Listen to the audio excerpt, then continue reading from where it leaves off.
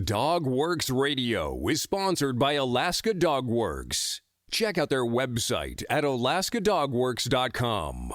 You can support this podcast on patreon.com/First Paw Media.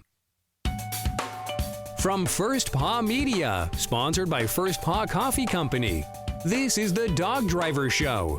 Visit our website at dogworksradio.com. Now here are your hosts, Robert Forto and Kourosh Partow. Hello and welcome everybody. This is Robert Forto and I'm here with my co-host Kourosh Partow, and we have a guest calling in from Fairbanks, Alaska. KP, who do we have? We have a good friend of mine, Emilie Entrikin from Alaska, from our own wonderful state. I've known Emilie for, I would say probably 12 years or so, 10, 12 years. She's originally from Minnesota, moved to Alaska a while ago, and been in the sled dog sport for, I believe, around 15 years or so. Emilie, welcome to the show, and tell our listeners about yourself a little bit. Yeah, hi. Thanks for being interested in interviewing me. I first got into mushing in Minnesota and worked for this really great kennel doing tours, and part of their race scene is with Robin Beal. And I loved being able to work with animals and being physical, and it was a good fit for me. But I also had a passion of being on the water and being in open space and enjoying rivers in the summer. And that's what really brought me to Alaska, was to see the rivers and have more open space.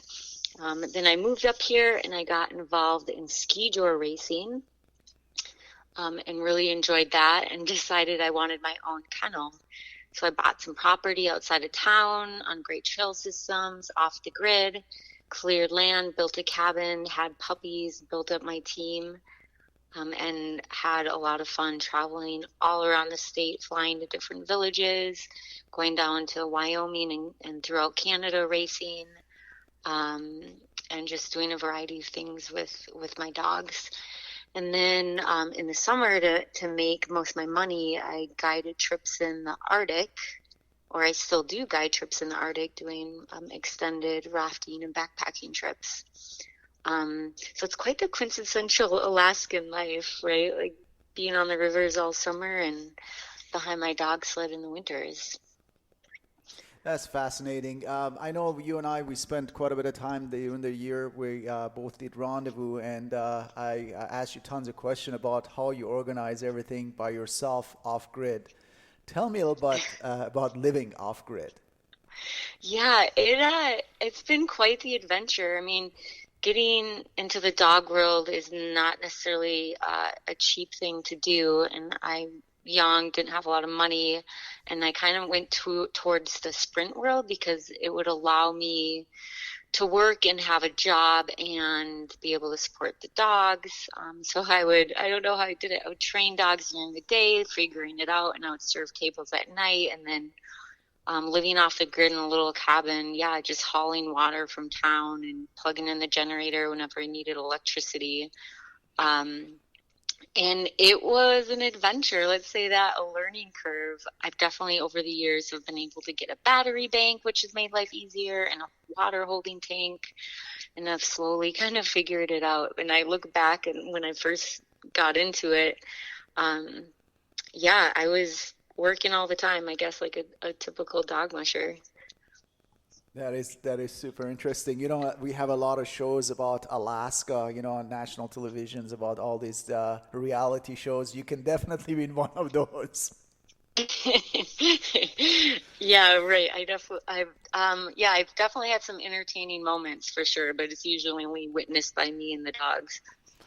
Tell us a little bit about what you see in the wilderness with you and your dogs, and those experiences. Wow. I'm sure, like with a lot of your interviews, just being out the team and feeling the air and feeling their energy, and it's just like you and the team figuring it out.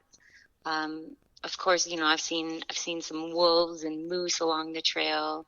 And just I think like overall, just the experience, like when first getting into it, and Alaska was new to me, and like training dogs was new to me, and didn't have I didn't have experienced dogs to train my puppies, and I didn't have much experience myself. And so just being out there and just trying to figure it out with these animals, and with, like being far off on the trail. And I mean, that was a rush in itself, and just figuring out and being in the elements. I guess it's hard to articulate what, like primal feelings almost, and what a trip it has been. But yeah, just being out there with the dogs and learning the environment and learning the dogs has been quite the rush. You also mentioned in the first part of our interview that you're a wilderness guide in the Arctic. I'm very interested in knowing about what you do and how you spend your summer out in the Arctic. Tell us a little bit. Yeah, it's really it's a huge passion of mine, of just being out in a way and disconnected, and being in these wild open places where you don't have access to a lot of comforts, and being on the river. So I've always been drawn to that, and luckily I've been able to make a career out of it. And so in the summers, I do these 10-day trips, and people kind of come from all over the lower 48 or even around the world. And there's roughly about like 6 people and myself and maybe another co-guide once in a while. And we fly in, it's all bush flights. So we fly into little gravel bars, or once in a while on float planes to these lakes. It's usually a couple-hour flight out, and get dropped off far away from roads and infrastructures. And we usually paddle down the river and stop and go hiking along the way, do a lot of fishing, and just like soak up these beautiful wild places that Alaska has to offer.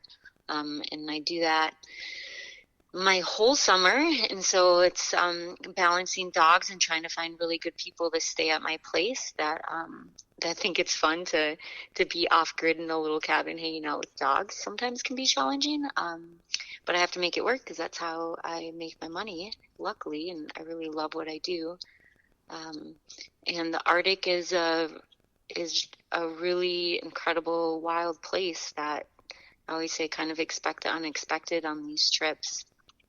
Big storms can come through, navigating the rivers can be challenging. But yeah, I thoroughly enjoy it. Do you take rafts or canoes on those rivers? Yeah, so depending on the rivers that we do, if it's a little bit more challenging, then we definitely bring rafts. I would say majority of the trips are a raft, so you can fit 4 people in a raft and pile up the gear in the center of it, and you head downriver, and that's just a more stable way on more challenging rivers. But we also do canoe trips where it's going to be the rivers are going to be a more flat and quite not so many obstacles. So we do both, and as well as backpacking trips, and as well as pack rafting trips. Wow, is it dangerous? Do you have to carry, guns and bear sprays and everything with you? Yeah.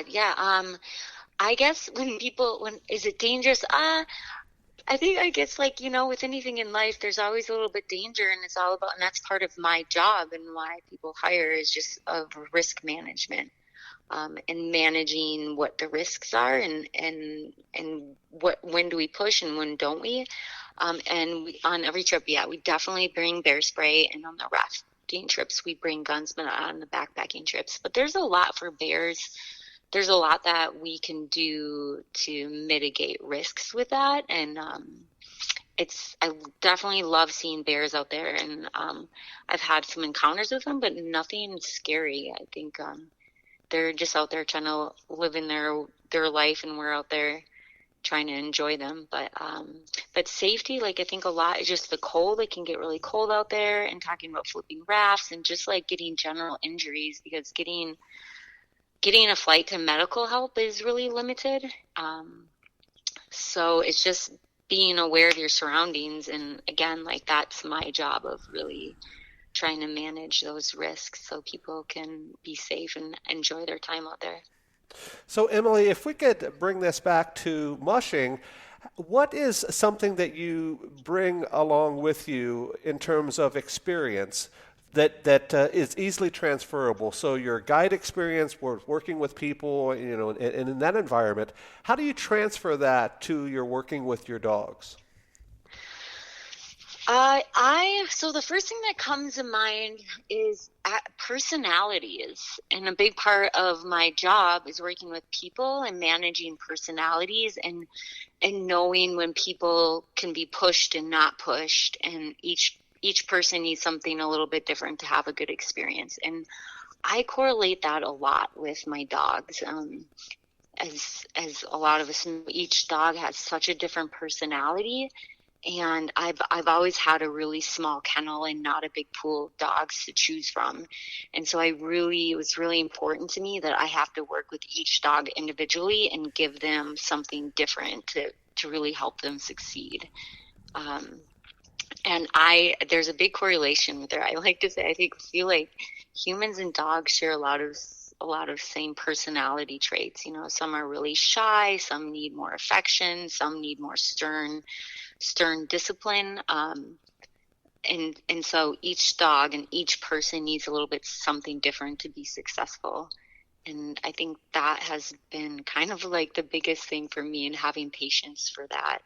So in the guiding world has helped me a lot. And again, like risk management is huge. So being out on a dog team and you're assessing the temperature, you're assessing your speed, you're assessing like, all right, is there a storm coming?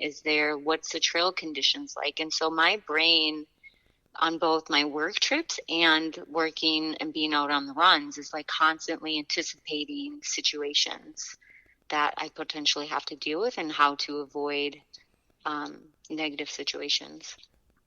And I think those both correlate very well with my dog mushing and work. Emily, we are all Alaskans here chatting about wilderness, Arctic, and adventures out there. Majority of our listeners, I would say probably big majority of our listeners, they're dog lovers. They're not mushers per se, but they just love the adventure and the stories behind a dog team. Tell us how you become, actually. How would you become an Arctic adventure guide? Like, do you have to go to school? You learn it? How do you do that? Yeah. Well, first it just starts with a passion of wanting to do that and the desire to be out in the elements and be okay with being uncomfortable. And then from there, so for me, my route, when I started getting paid to go on trips with people since I was 19. So I've been doing it a while, starting in Minnesota in the Boundary Waters. And I had experience of camping and just had confidence in that. And then I was able to transfer that and make some money with it. And I think over the years, right, with anything, I've just put my time and energy into it because that's what I really love doing. And so on my off time, I would be out boating or skiing, camping, doing things on my own, gaining experience. And then when I go back to work, I can bring those skills and really thrive at my job. So I guess just getting into guiding world, getting out there, doing it yourself, getting comfortable, making mistakes. And if you feel like that's something you really love to do, then you can start, calling around companies in areas that you're interested in working in river world, and start putting yourself out there and saying, hey, these are experiences I have. Also getting like wilderness first responder medicine is really important. There's these a couple week classes you can take that I highly recommend for anybody, not even just for work, but anybody including dog mushers. Wilderness medicine, I think, is really important, as well as there's safety classes like swiftwater rescue, to educate yourself with that, and then experience. Yeah. And doing what you do, do you do solo trips too, by yourself with or without dogs? Yeah, I do. Um, this past winter, now that I've retired from racing, it had allowed me to do a lot more fun trips with my dogs. And this past winter, I did quite a few solo trips with them, and I really, really enjoyed it. Just being out there with my older dogs who gave me so much all through the racing careers, and us learning it together and racing and winning races and being really successful at that. And then now going out and being just with me and the dogs, just like having fun and exploring new trails and camping out with them. It's really awesome. How does it change for you? I know that we raced together for many, many races, open class or limited class, Yeah. around the Montana Creek or Lanac or Onak and all of that. How do you feel and this change from be a very competitive racer going to do the circuit all around, Alaska to focusing more into the just being outdoor with your dogs? Yeah, well, I wanted why I wanted to get into racing was I was really intrigued with the Wyoming stage stop race, and that seemed really fun to me to be in the mountains with dogs and being a part of this mushing community, and so that's really what inspired me to get dogs. And when I first got into it, I didn't expect us to do as well as we did. And be as successful as we were, because again, like I was doing everything myself, no handlers. I was just like a really small kennel, and eventually, like traveling around, we got great experience and we're way more successful than I thought we're going to be. So that was a pleasant surprise. So I didn't go into it thinking it would be like a lifelong career or anything. I went into it because I love working with animals and being physical and being out there, and just really fit. And so I was going to go into it, race a few years, and then when the dogs got too old to be competitive, then just do what I'm doing right now. So I'm still following this plan, but definitely in there when we're doing really well, I got wrapped up in racing and got really competitive. And it was all about, traveling to the next race and seeing what I could do with my dogs. And I really enjoyed it. And I had a few litters. And then the last year, though, did the Wyoming Sage Stop race again, did really well, got second place. It was really incredible, better than I thought we are going to do. And I thought, so, all right, next year, if I want to keep doing as well as I'm doing, I need to have more dogs. I need to have more puppies because these guys that I have are getting too old to be competitive. And I thought about it because I was having so much fun with them in the race circuit. Then I just brought it back of why I was really doing it was to work with these animals that I had now. And I didn't want to bring more animals into the kennel because then I would need extra help, and then the older dogs wouldn't get as much attention. So I just decided I was going to just ride it out with the dogs I had and transition to just going out and exploring new trails. And I've avoided going to races because definitely my competitive streak comes out. Right? Because we go into it and I just want to show off how awesome my dogs are. It's a way of just being like, look at these dogs. They're so great. And I want everybody to know it. That is true. And so I get those feelings when I go to the races. And so I've kind of avoided that because I get that competitive side. But it's been really awesome just to like chill out and just like have fun with with my dogs and not have to worry about the competitive side and like do things that they're really capable of doing, where I think like if I was trying to race with my older dogs, I don't think it would be as much fun for them. So I just keep that in mind. So it's been an interesting transition. So I'm just trying to really embrace the good parts about it and try not to go to races or get myself in fights. Yeah. No, that's interesting. You're actually probably one of the very, very few interviews we had, someone who actually has been very competitive and reached the top and planned to retire and to slow down. Yeah. Usually it's a life-changing experience or something happens and people quit.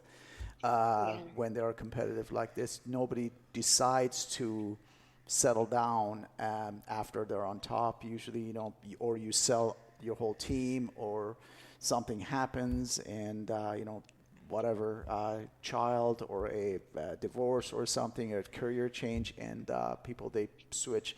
But you have organized it, which is fascinating. Yeah. And it took, like, again, like being in the middle of it, and I was doing so well, I thought, it was like, all right, how do I continue on? Because it is fun, and it is like that adrenaline rush, and you want, to keep like, no, I can do better. But I definitely had to like have some self-check and think about like really why I was doing it. And so yeah, it's taken some self-control to to keep on that schedule for sure. But I just feel so fortunate of the opportunity I had, and how well we got to do, and like traveling. I mean, really some highlights is just being able to travel all around Alaska to the villages and flying to these races and being a part of these communities that were really like sprint racing. There's so much history in Alaska revolved around it. And like, I kind of was on the tail end of like the big names. And I am so grateful to have been able to be a part of that history and be welcomed into these villages and these communities in my dog team. And it was a really rewarding way to see Alaska and to be a part of those communities. And I'm grateful for that. Emilie, I love hearing your stories. As KP said, it's sort of like that reality TV show that so many people around the country watch on cable TV. You're truly living that life, and I think it's going to resonate a lot with our listeners. But let's turn this back for one last time to mushing, and it's the question I ask all of our mushers on every show that we have, and I'm interested in hearing your answer. And that is, if a person's just getting involved with the sport and they came to you for one piece of advice, what would you tell them? Ooh. I would tell them the most important is just like have fun with it, because your patience is going to be challenged, but keep doing what feels right with your animals, whatever that may be, if that's like racing or just recreation or just on a training run. Just like not forcing things if it doesn't feel right with your training or with going for a run. It's hard to articulate that. So yeah, just like have fun with it. Know your patience is going to be challenged, and just do what really feels right for you and your dogs. That's great advice, and I think that a lot of new mushers need to know that. So many of them jump in with both feet so fast, and they get overwhelmed, and then, of course, that overwhelmed feeling often leads to a lack of patience for sure. Right. Yeah, Emilie, I'm sorry, KP, do you have anything else for Emilie before we go? No, Emilie, wanted to thank you to share your stories and your passion with us. I always enjoy listening to what you do. Good luck with the rest of the summer, and hopefully we'll see you at one of the races. I'll give you a puppy. Yeah, right. Nice. Get you all started again. Very good.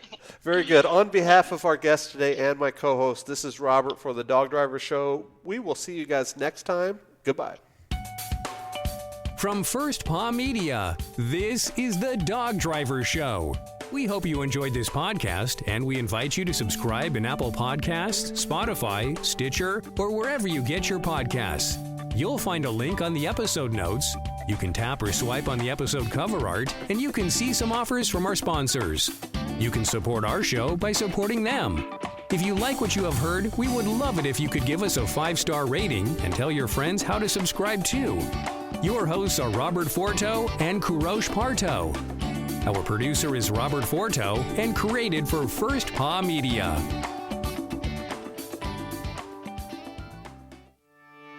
Did you know that Alaska Dog Works trains service dogs for those in need throughout North America? Each and every service dog that is trained through the Lead Dog Service Dog Program and Michelle Forto and her team has an individual training plan. We train for autistic, mobility, psychiatric, and PTSD for our soldiers for service work. If you know of someone that may need a service dog, please take a moment and check out Alaska Dog Works on social media and at alaskadogworks.com.